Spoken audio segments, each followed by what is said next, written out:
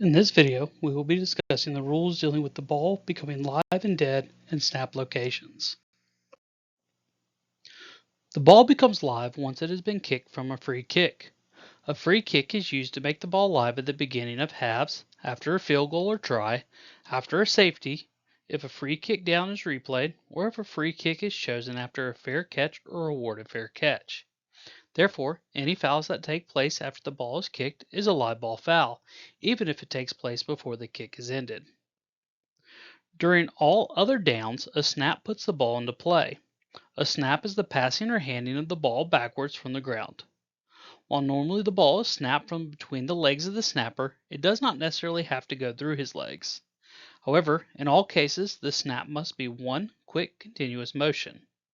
The snapper also cannot hold the ball in place once he snaps it. It must leave the hands immediately. The snap ends once the ball touches the ground or another player except a lineman. If the ball is first touched by a lineman, then the snap has not been completed and we would have a dead ball foul for a snap infraction. Several things can cause the play to become dead. Keep in mind that in all situations, except an inadvertent whistle, the ball is dead before the whistle is blown. The whistle should never cause the play to end. Players should know certain things cause the ball to become dead, such as a player being down or out of bounds. They don't need the whistle to tell them this, and thus, if they hit a player late with or without the whistle, it's a dead ball personal foul. The official in the area of where the ball becomes dead should sound his whistle. This is to help avoid problems and to make sure that players not in the vicinity know that the play is over. Normally, there should only be one whistle. There is no need to echo whistles. Echoing whistles presents us with the possibility of having inadvertent whistles. A ball can be out of bounds if it is loose and touches a player who is out of bounds.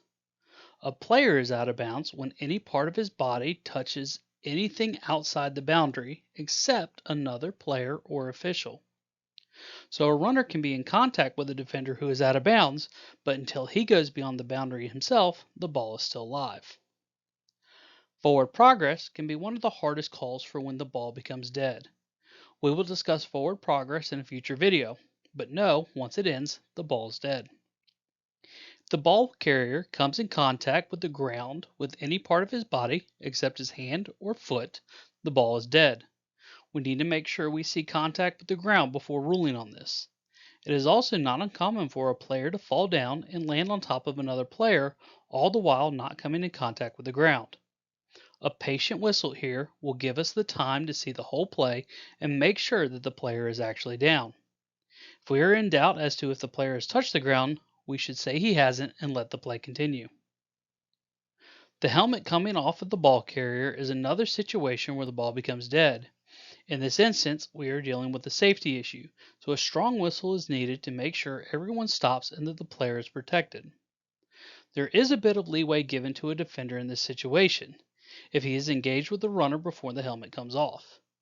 He is allowed to finish motion that is started before the helmet comes off, but cannot continue or start a new motion to try to tackle the ball carrier. Be smart here. But when it comes to calls that deal with player safety, always err on the side of caution. While not common, a prosthetic limb coming off the ball carrier causes the play to become dead. Once a forward pass hits the ground, the ball is dead. This is one of those rules that most people know. However, the caveat here is that an illegal forward pass that hits the ground is also dead. This applies to forward passes that might take place beyond the neutral zone or one that might happen after a change of possession. When dealing with touchbacks, we need to make sure we know the rules for kicks specific to high school football, since they are different than college and professional. A kick is a touchback once the ball crosses the plane of the goal line. A kick remains a kick until it is caught or recovered, meaning that even if the ball is muffed by a returner and the ball bounces into the end zone, it is dead as soon as it crosses the plane. Typically, a live loose ball will have players quickly scrambling to recover it, but there are a couple of examples where we might see this. One would be a punt that is avoided by the returner and where the kicking team allows the ball to come to rest before touching it. Another example is a player who is about to cross the goal line but drops the ball before he actually does. Sometimes players might not realize that the runner has fumbled. Be patient with the whistle here. Most likely, players will notice that an official hasn't signaled the score, and hopefully somebody will try to recover. But if they don't, and the ball comes to rest, it has become dead at that spot, and we should signal and spot it properly. A loose ball that is touched by something other than players, officials, the ground, or any other authorized equipment is dead. Again, this is an uncommon one, but an example could be a dog that gets loose and comes onto the field and touches a loose ball. We would also use the rules for inadvertent whistle to determine what to do with the ball next. Once a field goal has crossed the goal line and is clear it won't be scored, the ball is dead. The play is also over if a Team K player touches the ball beyond the goal line on a scoring kick. Team K can never advance a free kick, so once they gain possession, the ball is dead. In a scrimmage kick situation, Team K cannot advance a kick that is recovered or caught beyond the neutral zone. However, they can advance it if they recover the ball behind the neutral zone. We need to be aware in scrimmage kick situations of where the ball is if it is recovered by K. Returners are granted protection with fair catch signals. Once the ball is in player possession after a fair catch, the play is dead. Whether the fair catch signal is valid or invalid does not factor into the play ending once possession is gained by R. It also doesn't have to come from the player who catches or recovers the ball. A teammate signaling fair catch ends the play just the same.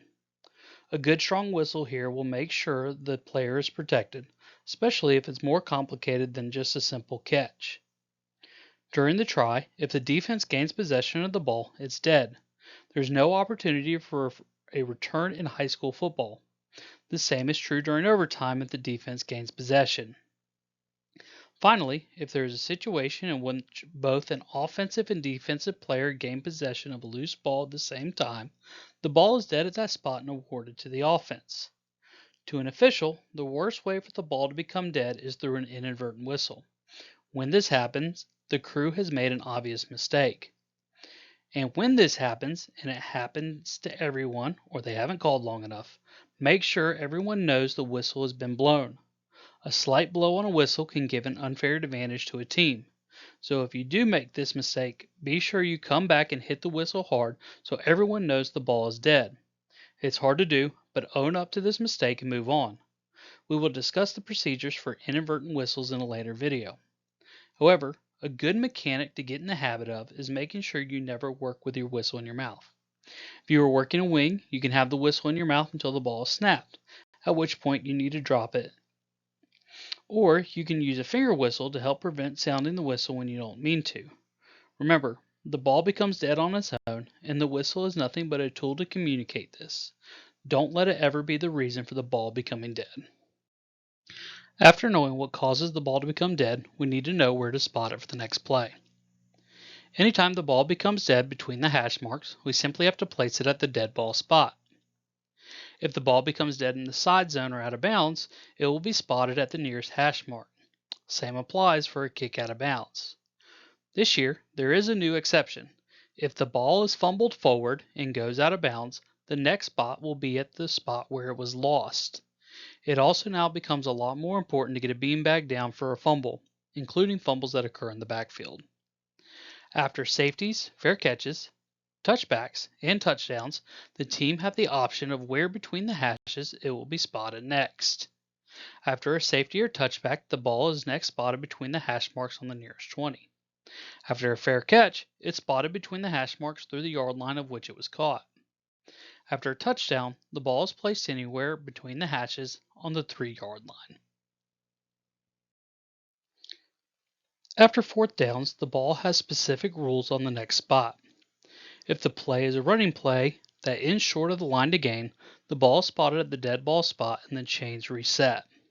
The rearmost part of the ball then becomes the foremost part. After an incomplete pass on fourth down, the ball is returned to the previous spot and then the chains are reset from there. A designated spot is where the team has the option of where the ball will be between the hashes. It includes kickoffs, kicks after safeties, fair catches, touchbacks, tries, and the start of overtime. Once the team has made that decision, they cannot change it unless a foul is committed and the down replayed, or if a dead ball foul occurs. A timeout does not allow for a change in this decision. Communicating with the teams on where they want the ball spotted is very important, especially for tries in which the team is going for two. As a referee, if I know the team is going for two, I will try to ask the coach where he wants the ball spotted as I'm heading to my next position. However, if the team does not respond, and we have been as patient as possible with them, the ball is spotted in the middle.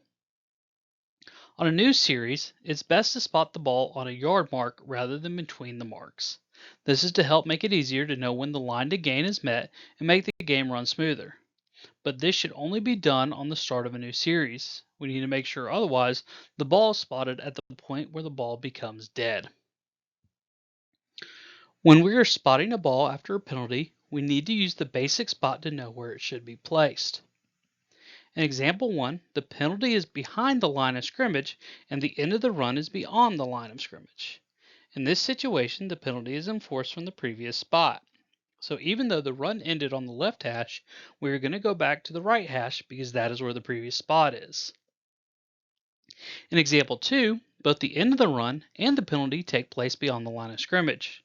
The foul here takes place behind the end of the run, so we will be enforcing from the spot of the foul. The ball will next be spotted behind the spot of the foul. The basic spot and enforcement will be covered in more detail later. To summarize this video, the ball can only become live by a legal snap or free kick. However, it can become dead in a variety of ways. Most of them are straightforward, but we need to make sure we know every cause for the ball to become dead. Take time to study the reasons you aren't as familiar with to get comfortable with the more nuances of these rules. While sometimes it's easy to get lazy with spotting the ball for the next play, we do need to make sure we spend the time to get it right. Umpires should make sure to take the time to learn where the ball should be spotted in the different situations.